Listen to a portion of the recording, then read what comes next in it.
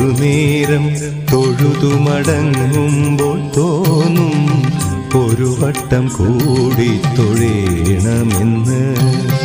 ഒരു വട്ടം കൂടി തൊഴുമ്പോഴും തോന്നും ഇതുവരെ തൊഴുതത് പോരെന്ന്. അകതാരിൽ നിറയുമീ അനുപമ നിർവൃതി ഗുരുവായൂരമ്പലത്തിങ്കൽ മാത്രം. ഒരു നേരം തൊഴുതു മടങ്ങുമ്പോൾ തോന്നും ഒരു വട്ടം കൂടി തൊഴേണമെന്ന്.